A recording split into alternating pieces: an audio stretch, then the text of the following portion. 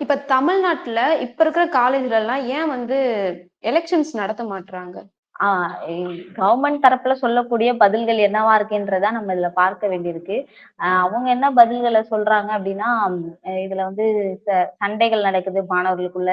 அது வந்து ம். வெட்டுக்குத்து நடக்குது. இப்படியான சில காரணங்கள் வந்து சொல்றாங்க. பட் நிச்சயமா அத நம்ம தடுக்கணுமா அப்படின்னு கேட்டா, அப்படியான மோதல் போக்கு ஏதாவது மாணவர்கள் மத்தியில இருந்தா, அது நிச்சயமா தடுத்து நிறுத்தப்படணும்.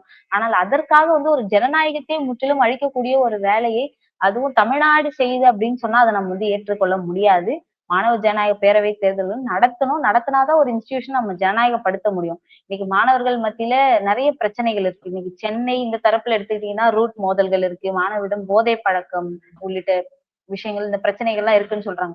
இத நம்ம வந்து ஒரு காவல்துறைய கொண்டோ, இல்ல வேற ஏதாவது முறைகள்ல வந்து கையாள முடியாது. நம்ம மாணவர்களை அரசியல் படுத்துவதன் மூலமாக, அவர்களை எஜுகேட் பண்றது மூலமாக தான் இந்த விஷயங்கள்லாம் நம்ம வந்து தடுத்து நிறுத்த முடியும். சோ அந்த மாணவர் ஜனநாயக பேரவை தேர்தல்கள் நிச்சயமா கல்வி நிலையங்கள்ல நடத்தப்படணும் அப்படிங்கிற ஒரு கோரிக்கைய தான் இந்திய மாணவர் சங்கமும் முன்வைக்குது.